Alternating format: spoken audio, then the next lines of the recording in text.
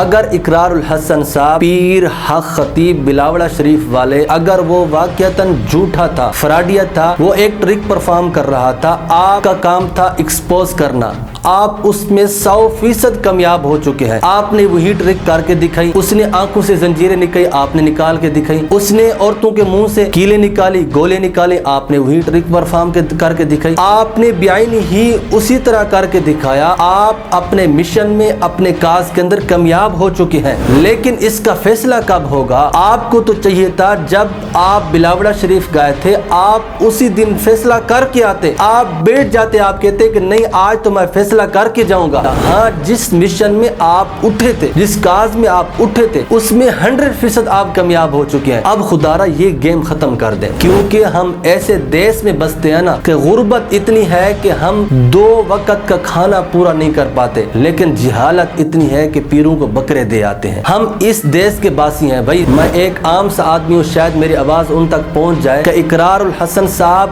آپ برطانیہ میں، لندن میں، انگلینڈ میں گئے ہیں۔ اگر آپ واقعتاً اسلام، دین، ملت، درباروں، درگاہوں کے ساتھ واقعتاً مخلص ہیں اور واقعتاً اس کے تقدس کی بات کر رہے ہیں، لیکن میرا سوال یہ ہے کہ اقرار الحسن صاحب آپ کے بستر پر سونے والے آپ کے بیوی روسا، آپ تو اس کا تقدس نہیں کر سکے، آپ خاک درگاہوں درباروں کا تقدس کریں گے؟ اقرار الحسن صاحب آپ تو اپنے آپ کو سید کہتے ہو، کیا سیدہ فاطمہ رضی اللہ تعالی عنہا نے یہی درس دیا تھا پردے کا جس حلیہ میں آپ نے اپنی بیوی کو رکھا ہوا ہے؟ نظر کرتا آپ کی ذات سے کہ آپ کا حلیہ کیا سیدوں والا ہے کہ نہیں ہے، آپ کا حلیہ اسلام کے مطابق ہے کہ نہیں ہے۔ السلام علیکم ورحمۃ اللہ وبرکاتہ۔ کل 14 جولائی بروز اتوار آغا خان ہاسپٹل کراچی کے اندر بڑا ٹاکرا ہونے جا رہا ہے اقرار الحسن بمقابلہ حق خطیب۔ آج سے 6 یا 7 یا 8 ماہ پہلے اقرار الحسن نے یہ دعویٰ کیا تھا کہ پیر حق خطیب جھوٹا ہے، فراڈیا ہے، یہ ایک ٹرک پرفارم کر رہا ہے، عوام کو لوٹ رہا ہے، جس طرح یہ عورتوں کے منہ سے کیلیں نکال رہا ہے، سوئیاں نکال رہا ہے، گولیاں نکال رہا ہے، یہ اس کی کوئی حقیقت نہیں ہے، یہ ایک ٹرک پرفارم کر رہا ہے، اس طرح تو میں بھی کر سکتا ہوں۔ پھر ایک ایسا دن آیا اقرار الحسن نے وہی کرتب کر کے دکھایا اور عوام کے سامنے پیر حق خطیب کو ایکسپوز کیا، اور پھر صرف پاکستان نہیں بلکہ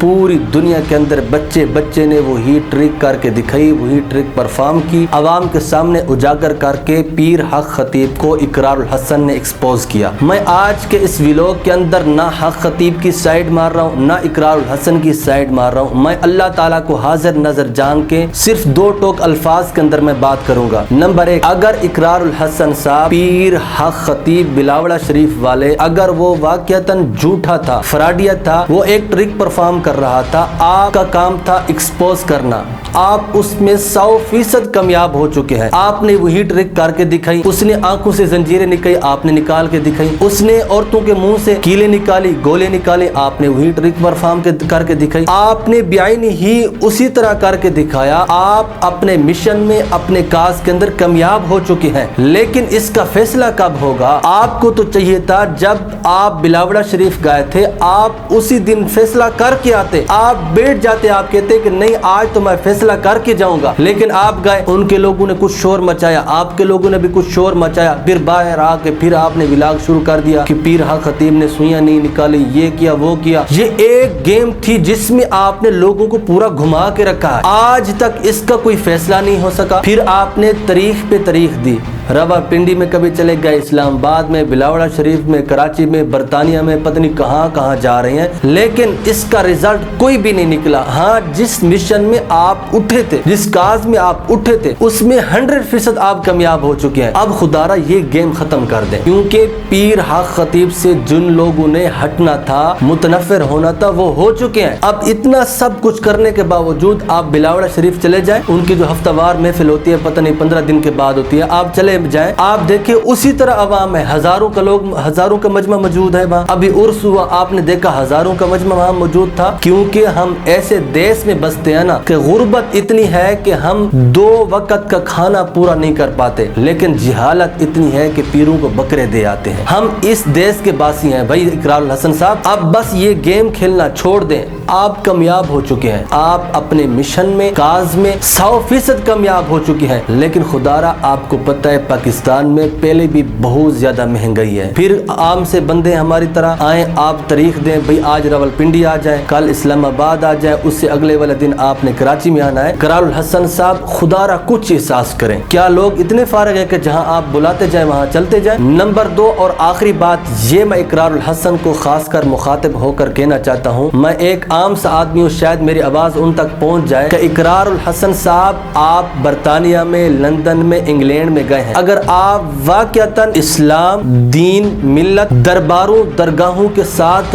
واقعتاً مخلص ہیں اور واقعتاً اس کے تقدس کی بات کر رہے ہیں، لیکن میرا سوال یہ ہے کہ اقرار الحسن صاحب آپ کے بستر پر سونے والے آپ کے بیوی عروسہ، آپ تو اس کا تقدس نہیں کر سکے، آپ خاک درگاہوں درباروں کا تقدس کریں گے؟ آپ برطانیہ میں، انگلینڈ میں جا کر اسلام کے تقدس کی، درگاہوں کی تقدس کی، درباروں کی تقدس کی بات کر رہے ہیں، اور ادھر سے آپ کی بیوی ننگی ویڈیو چڑھا رہی ہے یوٹیوب پر۔ اقرار الحسن صاحب آپ تو اپنے آپ کو سید کہتے ہو، کیا سیدہ فاطمہ رضی اللہ تعالی عنہا نے یہی درس دیا تھا پردے کا جس حلیہ میں آپ نے اپنی بیوی کو رکھا ہوا ہے؟ نظر کرتا آپ کی ذات سے کہ آپ کا حلیہ کیا سیدوں والا ہے کہ نہیں ہے، آپ کا حلیہ اسلام کے مطابق ہے کہ نہیں ہے۔ میں یہ کہنا چاہتا ہوں کہ جو درس سیدہ فاطمہ رضی اللہ تعالی عنہا نے صرف پردے پر دیا تھا، آیا اس میں سے صرف 5% آپ نے وہی درس اپنی بیوی پر لاگو کیا ہے؟ جب اس کا جواب آتا ہے نہیں، تو پھر ہم کیسے مان لیں کہ اقرار الحسن ایک گیم نہیں کھیل رہا بلکہ اسلام، دین، درباروں، درگاہوں کے ساتھ مخلص ہے اور اس کی تقدس کی بات کر رہے ہیں؟ ہم نہیں مانتے، یہ ایک گیم کھیلی جا رہی ہے جو ہمارے سمجھ سے بالا تر ہے، کیونکہ آپ کا کام تھا اس کو ایکسپوز کرنا، آپ اس میں کامیاب ہو چکے ہیں۔ اب یہ کیا گیم کھیلی جا رہی ہے کہ میں نے اس کو فلاں طریق کا ٹائم دیا ہے، وہ وہاں پہ آ جائے، یہاں پہ آ جائے۔ اقرار الحسن صاحب اس کو چھوڑیں۔ اقرار الحسن صاحب آج تک ہمیں تو اس بات کا بھی علم نہیں تھا کہ آپ کا باپ ایک شیعہ رافضی ہے، صحابہ کرام نبی صلی اللہ علیہ وسلم کا گستاخ ہے، آج تک تو ہمیں اس بات کا بھی علم نہیں تھا۔ اور کیا ہمیں تو اس بات کا بھی علم نہیں تھا کہ آپ کا باپ 14 سال 15 سال پہلے صحابہ کرام نبی صلی اللہ علیہ وسلم کی گستاخی کر کے گئے ہیں پاکستان سے، اب وہ جا کر